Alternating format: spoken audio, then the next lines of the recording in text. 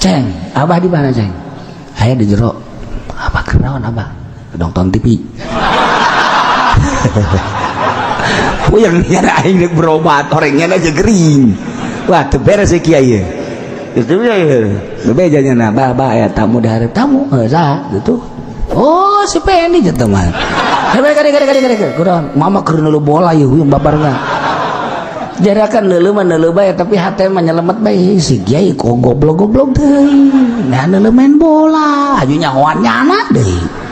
Wah, teu beres ieu lah. Berarti lain kiai obat, lain tukang obatan, obataneun mah kos itu. Pindah deui aing. Ayo aing boga kreditan ieu lah coba pendapat ka kiai. Coba nyaho. Assalamualaikum. Salam. Ieu sia ieu. Oh, alhamdulillah. Deuk. Tiuk minum. Enaon tuh kula deuk berobat ka kiai. Enaon tuh. Kula ngridit mobil ieu 3 tahunan ku ayeuna 1 tahun 2 tahun deui can kabayar ieu kumaha minta doana sakalian lamun sadek bayar nu mama ieu can kabayar pangmayarkeun nya goblok henteu coba ieu tolol ieu mama ya jadi aing ka babandulan ku nyana geus mah aing boga babandul nyana leuwih buat deh babandulna tak agak leda gitu tungtunan mapentah eta lain kiai kos gitu duk bana tuh lamun urang awak puyang awak gering ka dokter jelas rumah sakit na horenganan batin mah eta tea ka mursyid. Bismillahirrahmanirrahim.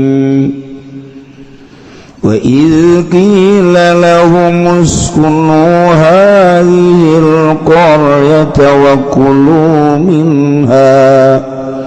وَكُلُوا مِنْهَا حَيْثُ شِئْتُمْ وَقُولُوا حِطَّةٌ وَادْخُلُوا الْبَابَ سُجَّدًا نغفر لكم خطاياكم سنزيد المحسنين Wallahu a'lamu bimaradi wa dzkur lan eling sira Muhammad izkila waktu den ucapakeun lahum kade Bani Israil Opelapan uskunu menang sira kabeh hadhil qaryatayn iki kampung Baitul Muqaddas tegese Baitul Muqaddas kululan pada marangan sira kabeh minha saking hadhil qaryah haitsu situ min dalam panggonan kerja sira kabeh wakulu lan ngucap sira kabeh hiqqatun amruna hiqqatun utai perkara ingsun sadaya iku nyupreden lungsurakeun dosa den hampura dosa wadukhulul babalan pada maranjing marane kabeh ing lawang babal qaryati tegese lawang kampung sujada hale pirang-pirang kang condong sujuda inhina tegese sujud condong nafir maka bakal ngahampura isun agung binu kalawan nganggo nun wa tailan tatalfi mabniyan lil maf'ul halekang den mabdakeun kade maf'ul lamun ta tufar lakum kade sirakat khotoyakum ing pirang-pirang kaluluputan sira kabeh ing pirang dosa sira kabeh sanazidul muslimin besok bakal muhi ing sudagung ingong kang gawe beci kabeh taati sawabat kalawan taat sawabat ade ganjar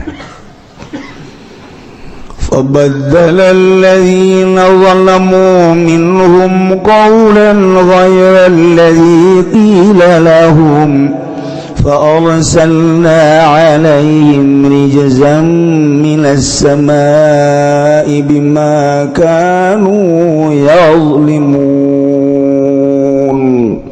الله أعلم بمراد فبدل الذين maka ngagentiakeun sapa wong akeh zalamu pangkar kang pada ngazalim ya lazina kabeh minun saking Bani Israil qaulan ing ucapan ghairal ladzi qila kang orangna den ucapakeun ya lazilahum kadue alladzina faqalu maka ngucap ya alladzina ngucapin lapad habbatun fi syaratin habbatun iku wijil indal sya'ar rambut pada kalulan manji alladzina yazapun alika ngesod gabe ala astahim iya tase pirang-pirang birite alladzina farsalna alaihim rijza maka ngutusi sunagung alaihim ingat tase alladzina ing siksa azaban tegese siksa minas samai saking langit bima kanu yazlimun kalawan barang kang ana iya alladzina iku zalim ya alladzina kabeh iku ngazalim ya alladzina kabeh.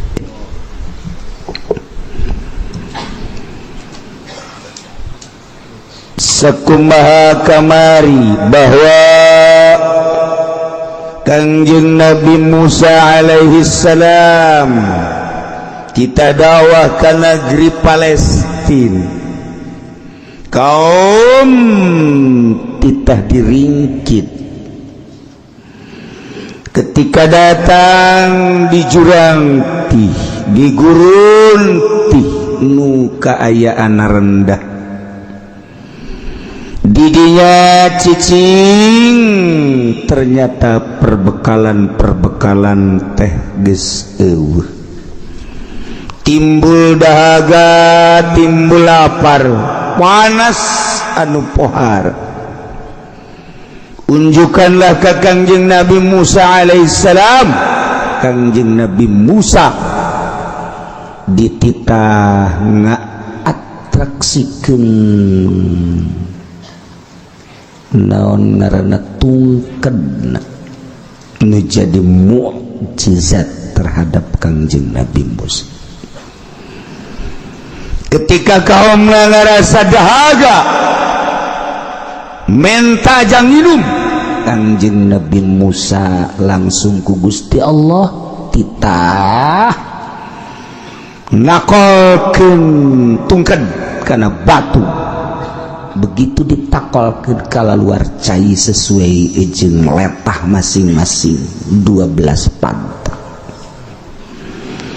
ketika panas Allah ngutus mega awan sehingga tiis aduh luar biasa zallalna alaihimul ghabam bebe jalapar Allah mere buah manna wassalwa ya Allah ya Rabbi jang nginum jeung jang mandi aya cuaca sakitu tiis lantaran dipayungan ku awan dahar dibere ku Gusti Allah hati-hati ieu nikmat kudu dipake ibadah ka Gusti Allah bersyukur ka Gusti Allah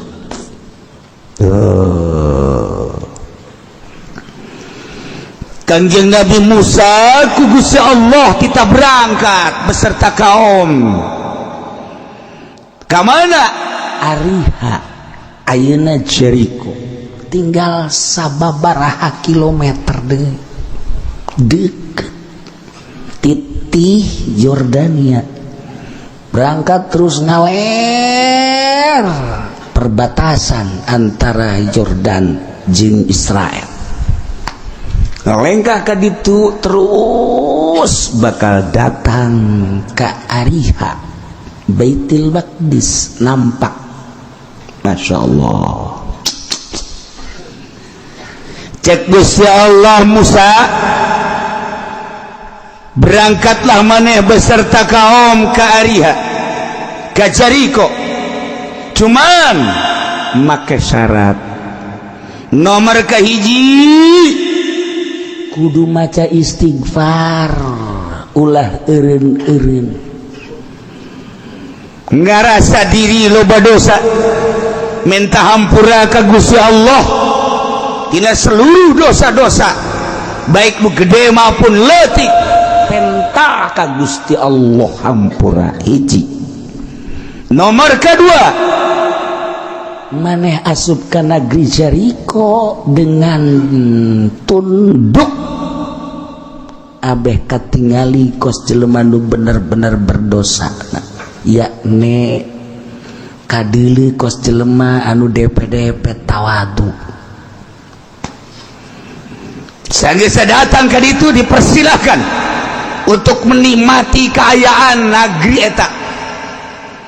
Didinya anjeun Musa bakal ningali kasuburan daerah eta. Naon bae didinya jadi jeung naon bae didinya bakal buahan. Ulah kaget Musa didinya lamun aya cau berbagai cau. Tina cau nu leutik, cau emas, cau kepok datang ka cau nu gede bakal aya didinya. Samangka ti mimiti samangka nu beuleud nu lonjong nu gede aya didinya.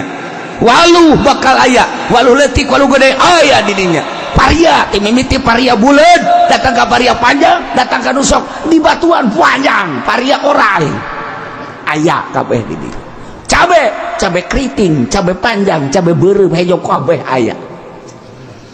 Bawang ti mimiti bawang kitu Tegal. Nyawan ka Tegal. Brebes didinya jeung endog-endogna aya. Boy, datang ke bawang kitu Indian bulede aya kabeh. Wortel cara di Cipanas Bandung Parahyangan araya kabeh kadinya. Wah, segala rupa aya. Ulah kaget Musa begitu datang kadinya, silahkan nikmati halal. Bejakeun ku Kangjeng Nabi Musa, wahai kaum, Allah geus meresen urang kita berangkat dalam rangka dakwah ke Yerusalem, tepatna di daerah Baitul Maqdis. Nuku urang kita disinggahi adalah Ariha Jericho. Didinya tempat anu subur segala rupaya, cai singkolocor palawija anu sakitu luar biasa lobana. Kulantaran cai singkolocor bakal loba cai di harandap anu ngendak anu lempang. Eta nu ngaran lauk ambalaya pasti asal aya cai aya lauk, ada air ada ikan, ada gula ada semua, ada wanita ada laki-laki, aya nu bener aya nu teu bener. Wah ngarembet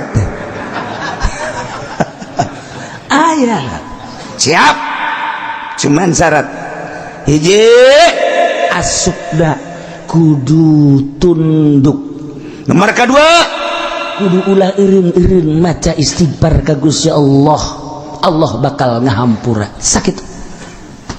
Siap atuh aya di itu subur mah horenganan lain ku ari bae neuleuh nu hejo-hejo teh embe neuleuh nu hejo wani mapal jelema manggih nu hejo pohara jasa sakitu keur andiupna di masjid barang di panggung aya golkar hejo pasti ditinggalkeun imam anu kudu ngimaman asar di panggung eta garana neuleuh nu hejo lemok eta nu hejo eta kos karena itu pohara. Nah siap masyarakat teh berangkat begitu titah istighfar henteu poho nya teh salantaran diberi nikmat anu pohara awan terus niungan cai singkolocor ditih geus sakitu poharana dahareun loba teu pernah kalaparan teu pernah kapanasan teu pernah kadahagaan malah Kangjeng Nabi Musa nyaritakeun di ditu mah leuwih subur nu pohara nu kadeuleu teh hanya kalazatan nu babalik nangan ka awak doang an aya istighfar mah qalbu poho ka Gusti Allah. Masya Allah nu mata kajadian ieu dilestarikeun wadkur ingat anjeun Muhammad idqila lahum ketika diomongkeun ka Bani Israel. Kanjeng Nabi Musa sebagai pemimpinna bejakeun Musa uskunu hadhil qaryah caricing maraneh kabeh di kampung yakni Baitul Muqaddas datang ka dinya lantaran subur wa kulu minha silakan dalahar halal naon bae nu aya haitsu syitum di mana bae maneh kersa maneh hayang maneh hendeuk mangga bae wa qulu cuban ngomong aranjeun kabeh hiqqatun ay amruna hibbatun mas'alatuna hibbatun yakni antahittu anna khotoyana kami mah eueuh deui ngan sakadar menta dihampura kesalahan-kesalahan kami hibbatun sok baca istighfar astagfirullahaladzim sambil berangkat masuk negeri eta tawadu ka Gusti Allah sambil istighfar maka engke ku kaula cek Gusti Allah naghfir lakum khotoyakum bakal dihampura kasalahan-kasalahan aranjeun kabeh ulah-ulah anu leutik nu gede dihampura ku kaula asal seperti eta lamun geus dihampura maneh aya dina ihsan bagus ihsan makin loba makin istimewa makin loba makin bagus makin loba makin bagus kayak ku kaula ditambah-tambah sanazidul muhsinin bakal ditambahan ku kaula kebagusan sok laksanakeun berangkatlah Kanjeng Nabi Musa beserta kaum ieu teh supaya diinget ku Kanjeng Nabi urang maksudna urang sebagai pengikutna sebagai umat Kanjeng Nabi urang Kanjeng Nabi Muhammad ketika urang dibere nikmat bakal kumaha kamari ieu mah getol jasa ngaji keur can boga motor barang boga motor saminggu ngaji saminggu henteu saminggu ngaji saminggu henteu motor teh lain pake syukuran keur can boga mobil mah getol ngaji barang boga mobil boh teu kaburu ngaji mobil berarti jadi siksa kamari keur pas-pasan mah ongkos teh daek ngaji daek salat barang ambah duit ieu jutaan kuari geus poho ka ngaji poho ka salat kamari mah teu hayang ganti HP nu jadul ge terus bawa kuari mah lamun teu bisa WhatsApp teu bisa jana oh harai masyaallah karek pengaruh duit pengaruh nggak jauhan ka Gusti Allah ya Allah oh ya kamari mah hirup teh saya aya bae jeung pamajikan teh begitu romantis agar hirup saya aya boho barang boga duit pamajikanna mulai rada tinggalkan horenganan nyana geus bobogohan deui jeung urang bojong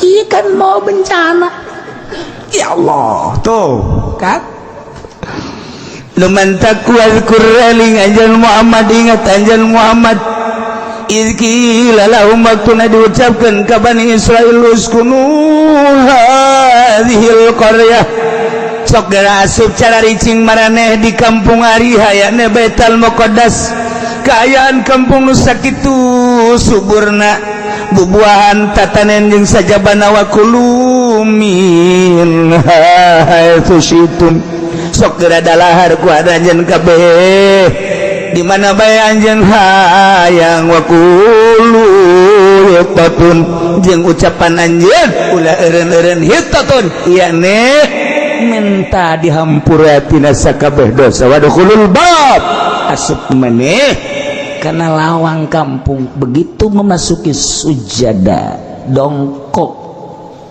naghfir lakum kaula bakal ngahampura cek Gusti Allah lakum ka aranjeun kabeh khotoyakum kana dosa-dosa aranjeun kabeh boronu leutik gede kabeh dihampura ku kaula lamun bade geus dihampura berarti geus bagus kabagusan moal diantep sakitu sanazidul muhsinin bakal ditambah-tambah kahadeanana masyaallah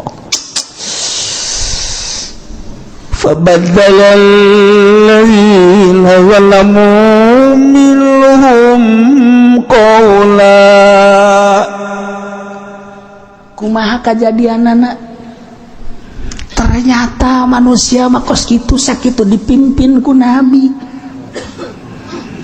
فبدل الذين ظلم ngagantikeun jelema-jelema nu zalim di golongan-golongan Bani Israil qaulan kana ucapan ghairal ladzi qila lahum nu teu dititah kamaranehana dititah nama ngucapkeun teh hitatun teh sarua jeung mentah hampura minta dibikin dosa hitatun titah ngomong eta begitu asup ka negeri ariha bari kayaan dongko bari ngomong hitatun bahasa hitatun teh hartina eueuh deui kahayang kami urusan kami pamenta kami mah iwati menta hampura dipicen dosa tina sakabeh dosa titah maca hitatun diganti ku nyana habbatun deuk nanaonan coba diganti ku habbatun sisikian aya oyong sikian aya waluh sikian endahan diganti kos kitu teh nya nama tah barang sisikian kabeh ge aya buah sikian aya awewe sikian maka dia orang pada Israel mah bloon jadi cak awewe guys lalaki ge sikian kami onam hiji sama dua henteu teman teh kadinya sebenarnya bebeneran des ya mah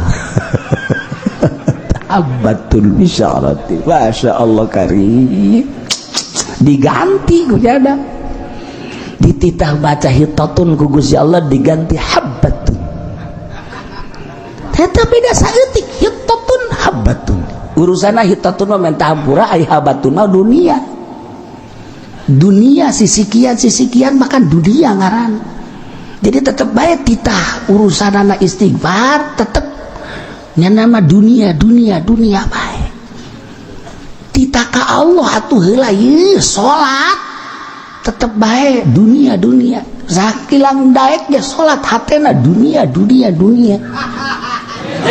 kumaha cenah teh kitu eureun dunia dikira urang ninggalkeun dunia titah atuh eureun tah ninggalkeun dunia semet keur salat beh heulanan teu bisa urang teh dunia bae masya Allah kababawa eta ka salat dunia urang usaha naon bae kabawa ka jero salat tani kabawa ka jero salat urang jadi guru kabawa ka jero salat urang jadi politikus kabawa ka salat urang dagang karung goni aya bae segala rupa aya bae masya Allah eueuh ditinggalkeun anak ieu teh kumaha coba ieu eueuh nu ditinggalkeun ke salat kayak komo di luar salat tapi urang geus hampir nyarupaan ka Yahudi tita istighfar hitatun nyuhunkeun hampura Gusti dosa abdi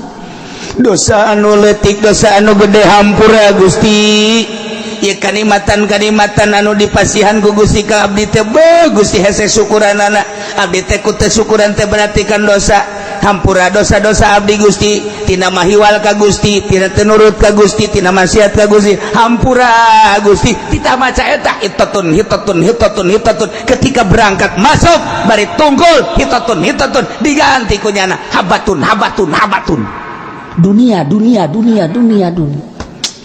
malah titah tungkul teh endahan ngeson nah naon tuh ngesot jana fabaddalal ladzina zalamu minhum qawlan ghairal ladzi qila lahum titah maca hitatun hambatun titah wadkhulul baba sujada tungkul ngarengkuh endahan ngesot jana make birit esod make birit nanaona cak Kanjeng Nabi Musa dulur ulah habatun hitotun nomor kaduana tungkul kita kos anu ruku lah kos ruku gitu dongko ulah ngesot ulah tetep kami mandek habatun bari ngesot habatun Kanjeng Nabi Musa geus-geus bae wararese amat sih kau barang datang ka ditu teh atuh asup dage geus teu mentah hampura asup dage geus teu DP nu di dieu teh kemewahan dunia kaayaan kasuburan ningkat pikiran teh lamun kamari mangan sakitu ditih ieu mah luar biasa geus dibejaan ku Kangjeng Nabi Musa segala rupa aya palawija mimiti buah-buahan araraya kemudian kitu sayur-mayur araraya jeung sajobana araraya anu dibayangkeun ku nyana kasuburan nu babalikna jang ka awak doang urang geus siade awas ketika orang dibere dahareun inuman eta ngan babalik ke awak doang haju gendut ngising ka empang nu untung mah jumbo tahu jumbo kan untung tuh coba ayo pagawean roh na mana kolbu na mana mentek diatur di ahli torikoh mah di torikoh mah ulah terlalu ngurusan awak coba urasan ngurusan ruh baik ayo urang di syariat makan urusan nangan sakadar zahir baik ieu kolbu mah teu pati diurusan mentek lamun jelema teu ngurusan kolbu tidak terkecuali kiai tinggal kiai makin hayang di kiai lamun geus hayang di kiai lamun teu dihormatnya nama manyun mah teu dicium beleungeunna teu dicium tangan nya nama geus dicirian eta si eta tilok cium tangan ka aing awas ku aing sia dicirian ku nya nama teh eta kiai goreng hate eta nu kos kitu emang ge kabehan ge osok si goreng hate mah ayo mencet embe kula ge osok goreng hate diiris-iris digoreng hate embe eta mah tuh lamun urang teu ngurusan kolbu ketika urang jadi lurah takabur ketika urang jadi DPR takabur ketika urang jadi bupati takabur ketika urang jadi gubernur super takabur ketika urang jadi menteri super takabur ketika urang jadi presiden XXXL jadi takaburna XXL pohara eta naon teu ngurusan kolbu ulah kajeun da mah geus parantina nu sugih dagang nu sugih usaha nu tani pejabat takabur parantina kiai makan lain paranti takabur tapi kulantaran teu ngurusan batin sarua bae ka aing sia teu nanya pada kiai teu nanya sia ngaji ka mana mah haji ka tukang lauk bae kiai lamun disebut kiai karakta isuk mamanya naik atuh setik eta kan penyakit terus gitu gara-gara penyakit dunia penyakit nah ieu teh diurusan ye nu batak ngurusan awak mah babari ketika orang muriang puyang bodrek teu mempan itu prokol teu mempan kene bae naon kata dagorin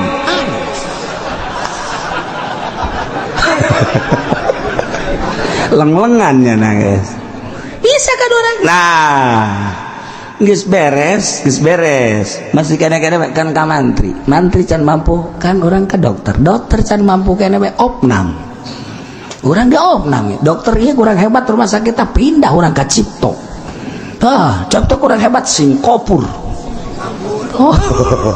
Singapura masih kena kurang kena bae Jerman. Ya Allah, eta orang urusan awak mah berani kos gitu. Ketika penyakitan awak orang teh hasud, kunaon teu pernah dibawa ke dokter. Hasud teu pernah dibawa ke dokter. Coba sekali-sekali orang datang ke Ustaz Insani. Siapa nama? Saya Pendi. Oh iya. Keluhannya apa? Saya hasud, Pak. Hasud. Iya, Pak, penyakit batin saya, Pak. Katanya kata Kiai Uci suruh ke dokter, jadi saya ke dokter sini. Wah ini mah harus dibawa ke Grogol nih. Ya lagi itu jemput ke pengurus dirinya. Sus, rantai bawa sini. Ada nama Pendi nih.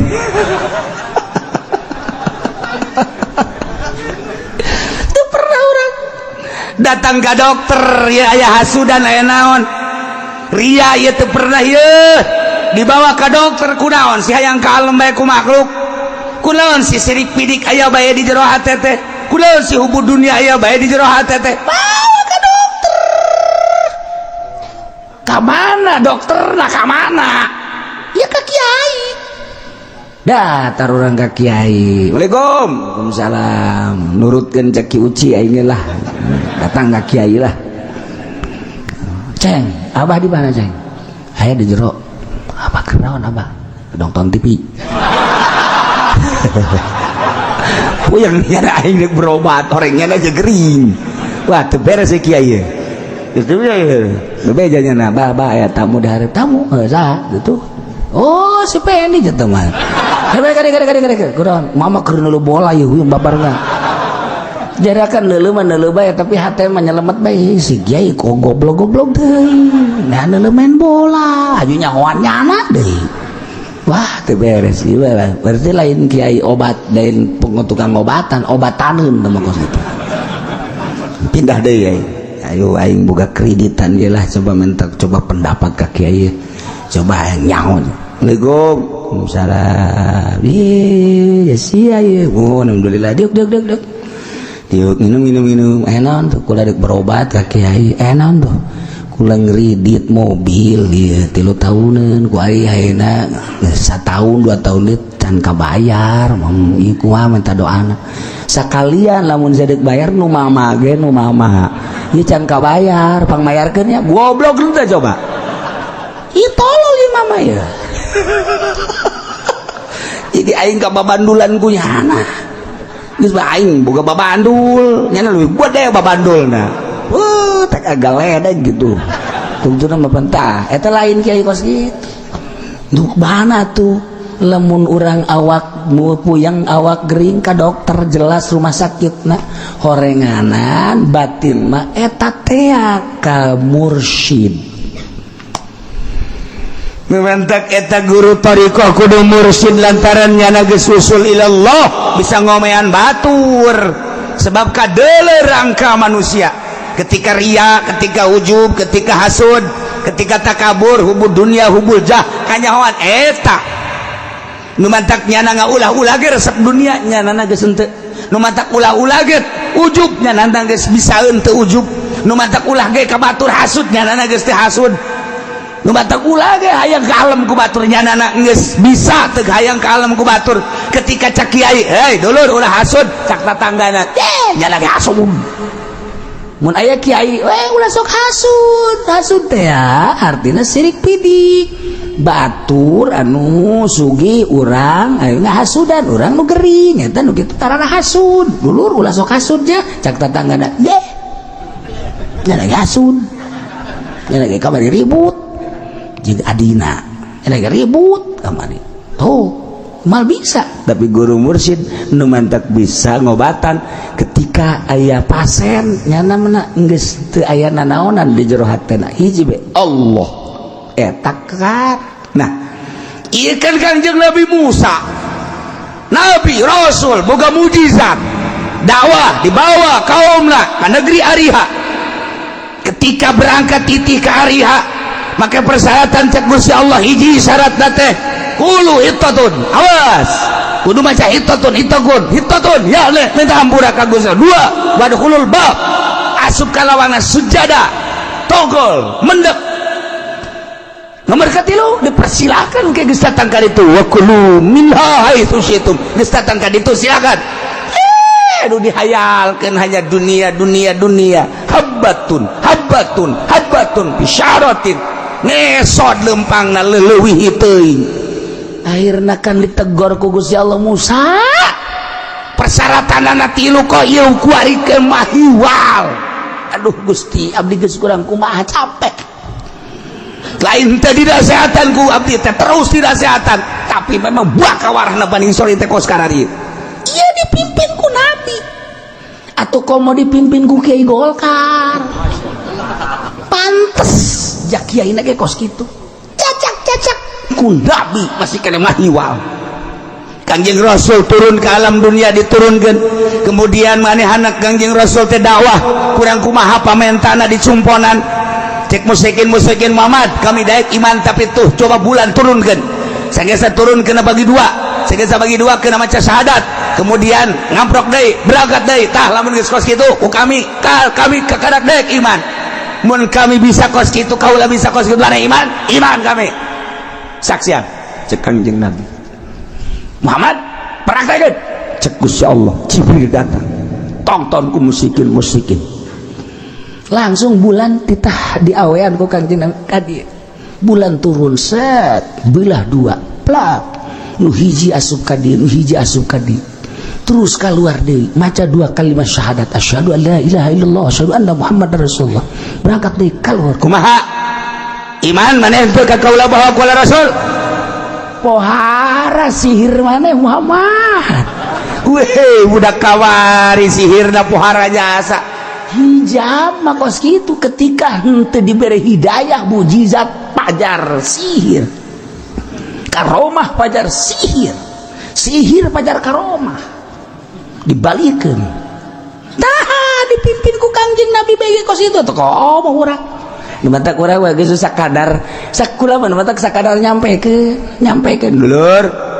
ye bahwa main gapleh teh haram sebab eta teh judi geus susah kitu ketika liwat anu main gapleh bisa entah budak dulur ulah sok ngadu kotoknya lantaran ke urang bakal diadukeun deui haram hukumna ngadu-ngadu kotok geus kula liwat aya nu ngadu kotok bisa entah budak ngadu kotok geus bae ngomong geus nyanana terus bae atuh geus asa ulah kadorakaan doang apalagi jeung pejabat ngaji geus singade ulah sok korupsi ajunya maling bae terus atuh sabodo entah maka bagi nyana berarti nyana siap dipanggang ke di neraka beres biasa gitu tuh ya ieu hese jasa ngurusan awak bababari tapi ngurusan kolbu mah hese ya Allah ketika aya nu geus bisa ngurusan kolbu indah sebab naon jelema nu geus bisa ngurusan kolbu eueuh sekat jeung sasaha ge akur bae sebab kabeh makhluk Allah urusan pagawean jeung aktivitas urusan nyana mangan sakadar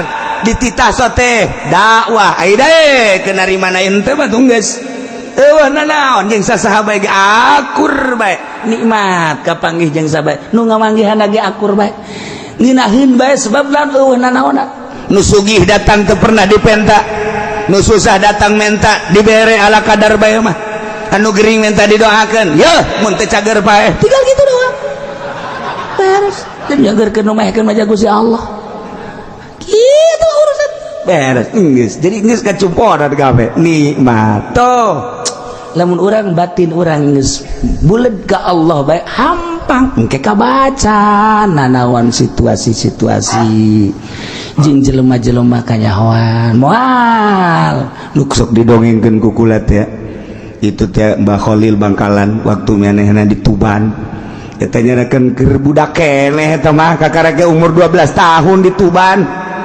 begitu keur salat magrib balah mau masih pinuh nyana seserian cak imamna teh seserian saha eta budak buandeng serina lain sakadar seserian biasa buandeng geus diancam bae ku guruna aing eureun tanya saha teh budak beres assalamualaikum langsung lain wiridan nangtung siapa tadi yang ketawa-ketawa ngeganggu salat siapa cicing bae nyana ngan eta kudu di sisina ini nih yang ketawa-ketawa nih sini kamu kalau sholat jangan ketawa-ketawa ini kan tempat sholat lagi ibadah kepada Allah jangan ngeganggu jadi kalau ngeganggu itu satu gak kamu batal sholatnya kedua ngeganggu udah berapa kamu itu pak dosanya jangan lain kali jangan ya awas kamu kenapa kamu ketawa-ketawa saya ngelihat Mbak Kiai katanya di sininya ada nasi iya ada nasi baku lagi digitu-gituin tuh katanya terus mau makan saya kenapa makanya saya ketawa tuh masa Kiai sih di hatinya ada nasinya emang Kiai kerendek imamanana lapar haju Kiai teh boga pikiran aing mah moal wakadar sebab tas magrib dek ngariung tolol teh Kiai pan eta sarua jeung si eta kitu kan pikiranna eta Kiai langsung Masya Allah katebakeun ku nyana hati aing ya Allah ya Rabbi isi dah langsung ditekel eta Ki Khalil Bangkalan nanti ke rumah ikut langsung diajak berarti lain jelema sambarangan ieu bisa jauhan kan mohon maaf oh jangan sama saya sama Allah budak kene umur 12 tahun geus bisa kos kitu urang lamun aya Ki Khalil guari atupan di hate urang mah macam-macam kabehan geus lain sangu bae di urang mah tuh katimus aya katimus cucur atuh aya urang mah izin ya naon sangu doang ayo urang apa ya Allah ya Rabbi gegetas aya urang eta kajahoan ku ahli Allah mah kajahoan moal ya Ahmad anu embung ngamamun ka Imam Ghazali teh ya sehingga Imam Ghazali pan kaget mah bebeja ka mana kunaon kula ku batur mah dikiaikeun ayo adi kula mah pan adi kula anak emak eta teh mah mun ka kula panggil coba mak panggil Ahmad batur ngamakmum ka kakak sia teh pan kiai gede batur hormat sia teh ngamakmum kunaon henteu kunaon sih mak ngamakmum tuh moal mah emang kunaon itu getihan atena getihan oh najis pandai getih mah masa kula ngamakmum kanu aya najisan panggil deui ka sore Imam Ghazali adi sia gua mah geus ditanya aja kunaon cenah mak cenah najis sebab hata sia teh getihan atuh embung yang ngamakmum kanu aya getihan jan najis masya Allah ma ampura kula keur ijtihad head kula keur ngaijtihad hukum head ieu teh aya berarti kajahoan ku adik kula berarti luhuran adina ti heula kakarak deui hampura di dinya lah mulai Imam Ghazali ruda langsung ninggalkeun tempat 13 tahun ngalalana Imam Ghazali hayang husul ilallah santri masyarakat anak pamajikan tinggalkeun mulai ti negeri Tus cenah ka Baghdad terus ka dieu ka mana ka Mesir terus ka dieu ka Aqsa ka Yerusalem di Masjid Aqsa nyana di dinya terus bae di menara Masjid Aqsa cici me di kubahna tahunan nyana teh ibadah ka Gusti Allah terus ka Syria ka ditu 13 tahun ninggalkeun tempat hayang usulillah Imam Ghazali teh lain sambarang geus 13 tahun geus usul geus bener-bener jeung Allah kakarak ku Allah titah balik deui nya ka negeri Tus di Iran kakarak deui nya ngajar pohara jasa kamari kula jadi kiai lain kiai ketika kula lain encan jadi ahli Allah kiai kula lalagaan hayang dihormat bae hayang dibere bae hayang diagung-agung bae ternyata horegadan kiai nu kos itu kiai neraka jahanam Imam Ghazali sebab nyana nu ngarasakeun ketika jelema geus jadi wali Allah cek Imam Ghazali geus hayang nanaon embung dikiaikeun teh ieu mah panbol marilah kita dengarkan tausiah yang akan disampaikan oleh Kiai Haji Fudhali DRS-nya DRS mandi ditegor mending DRS-nya anu nang meuli eta kan eta kos kitu teh naon eta jahanam eta kosna mah kos kiai padahal mah eta teh penghuni neraka jahanam ye cak Imam Ghazali saya sok nyalakeun aing ye cenah ki uci mah kos kitu teh lain aing sakali deui cak Imam Ghazali haju cenah henteu cenah haju kiai kumaha tuh kieu sia mesti aing henteu maksudnya cenah kiai kitu dan teu aing kadang-kadang kitu gitu lah tiba Imam Ghazali ayo nyampaikan emang di lembur teh sok nyampaikan saralah bae ki uci mah ngaharamkeun anu ki uci mah neraka jahanam lain aing Imam Ghazali si anak nu salah tuh kan cek Imam Ghazali ieu cenah tulah disampaikan endek bae aing mah nyampaikan endek bae mah sabodoh teuing masih bae eta mah manya ya ceramah make DPR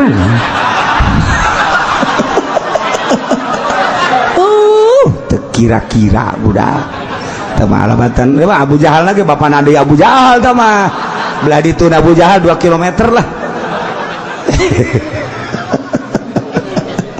ya Allah ya Rabb kumata kesalahan umat Kangjeng Nabi Musa kaum Bani Israel ketika tita hittatun endahan habatun ketika tita sujada endahan yazapuna ala astarihim kumaha فأرسلنا عليهم رجزا من السماء ubang kawarahna kaum Bani Israel tenurut ke Gusti Allah dipimpin ku Kangjeng Nabi Musa Gusti Allah murka ka kaum kamurkaan Gusti Allah maka Gusti Allah nurunkeun siksa fa arsalna alaihim rijza siksa ku Gusti Allah turun di langit langsung berbentuk seuneu ditambahan ku angin.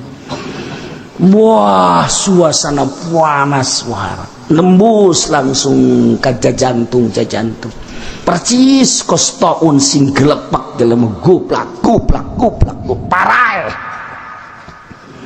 sabaraha seketika eta anu paeh wa mata bihi minhum fi waqtin wahid 70 alfan seketika eta kana paeh 70.000 manusia gelepek kabeh kostouna blah turun ti langit farsalna alaihim rijzam minas sama kunaon ieu bima kanu yazlimun lantaran nyana zolim kadirina dibere nikmat lain pakai syukur endahan pakai kufur dititah istighfar endahan diganti ku urusan dunia dititah tadarru ka Gusti Allah endahan takabur ka Gusti Allah dititah ibadah ka Gusti Allah endahan murkanya dan tidak ibadah. Muhammad ingat anjeun ketika kaum Bani Israel diberi nikmat endahan kupur lain pakai ibadah nah bejakeun ka kaum anjeun Muhammad kanjeng Nabi geus kabejakeun di zaman sahabat urang teu kabagian lantaran urang hirup lain di zaman kanjeng lain di zaman sahabat tapi di zaman Ahok urang di zaman Jokowi ku hari kepresidenan urang teu kadengeng disampaikan ku para wali-wali Allah kamari ieu can ngadenge urang ku hari kakarak ngadenge ieu ge kabeneran teu ngabesan poe minggu ieu kakarak ngadenge nah ketika nikmat diganti jadi siksa engke lantaran kita syukuran jadi kufuran moal henteu ku Gusti Allah bakal disiksa kuari kurang kumaha diberi jabatan hiji nikmat dipake kupur ka Gusti Allah tungguan kamari ieu mah rada hararese urang dahar ge hese di zaman Bung Karno kamari gur-gur di dahar kene bae ketela di dahar kene bae eta anu di tunan dangder anu dicacagan dikaluhurkeun haju dipoe haju diala di dahar naon eta ngaranna tuh dasar sia mah beuki gatet ingat kita tadi ge gatet kan aing ngadege ti sungut sia reng nyaho sia ka gatet di dahar kan Masya Allah yang segala rupa jagong campur sangu eta teh campur beas ngaranna naon eta ngaranna gur-gur cak aing tadi gur-gur ngamang keneh bae sia mah di dahar hese tapi kan saat eta mah nu ngaji di lembur teh loba asal maghrib dararatang kadinya lip jabar be jabar ba bate jabar tatu jabar satasa saya mata sinar siam mata sia jauh nggak lembur ayo coba ke urang maghrib kadinya di lembur mana bae ngarareja balik ke musola balik ke masjid adem perasaan nu diobrolkeun teh sakadar kumaha dituplak cabe bagus kumaha dituplak jagong bagus alhamdulillah belah ditu mah rada kena angin nu diobrolkeun teh sekitar eta Masya Allah ketika derep bebarengan urang derep asal geus ditita mah burong kabeh sawah anu kizaid tapi anu derep kabehan kebersamaan luar biasa meunang 2 poe eta teh ngetem tah heucak na teh heucak naon teh ngaranna teh sesa ngari teh tadi hadap ngagampung hararese jaga kebersamaan Masya Allah bohara jasa haji bebejakan nu bogana ya kula tas ngagampung meunang sabakul bawelos jak sia tuh coba ya Allah ya Rabbi papa bohara jasa terus dibagi 1 2 3 4 5 ka dia 1 2 3 nah ieu jang bawona ieu haju ieu dibagi dibagi terus ieu jang dalem ieu jang bibit ieu jang tuh dibagi rapi baheula mah Masya Allah kamari ieu teh keur zaman urang teh pertanian rapi barang ka dieuna zet jual beli motor beli mobil zet bea kabeh Terus biak kuari makmur imah jeung sumur doang gua. Wah, kuari jadi santri Cinglu. Jadi santri Korea, santri Cina, santri Jepang. Mulai ngahanju-hanju kuari. Pemikiran geus berbeda, tingkah geus berbeda, segala geus berbeda. Aya kuari liwat ka lembur anu masih ngade gaji. Kuari nu gaji. Liwat ka mana? Lamun urang liwat ka mana ge kuari gara-gara ieu, bae masyaallah narongton TV bae. Narongton TV teh dibere hobi jasa. Dibere dati isuk datang ka beurang, datang ka sore, datang ka peuting, datang ka isuk deui. Aya anu henteu nyangu-nyangu. Aya anu nyangu jadi kerak kabeh. Lantaran pohoan nonton TV kabeh. Ngaji geus henteu. Deuk kumaha ganti supaya daek kuari. Kumaha TK ganti ku TK. Bagus sakitu mah ngan niat nu beda. Baheula mah ikhlas, TK mah kan kudu bayaran. Teu ikhlas, hasilna moal beres. Oh, keur ieu mah bareng maragaran ngaji bae gitu. Beres balik. Naik nu kakuran geus beres. Geus sugan maredet henteu. Aya ge hiji dua jang lampu doang. Geus bae beres uang minyak teh aya ge atuh mah nu peduli bae nu henteu. Mun boga murid 100 nu peduli 5. Anu 90 ya Allah ya Rabbi atuh henteu bae. Tapi kan manfaat bersama baca Quran biasa kuari TK bagus ngan aya bloonna. Mana bloonna? Orok di pagahan manasik biasa orok lebay kalam lebay deuk iraha ka mekana sia.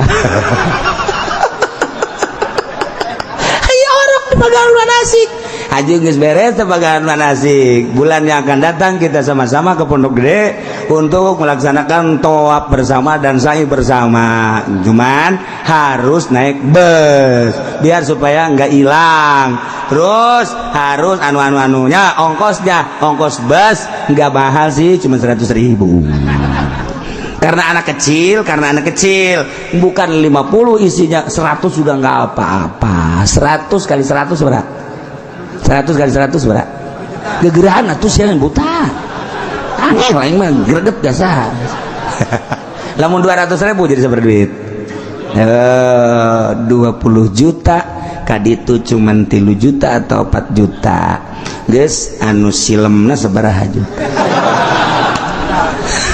Ieu keur carita doang. Carita eta keur kakarakos kitu dan lain-lain sebagainan. Henteu jore palinter ngan manfaat mah sakitu doang.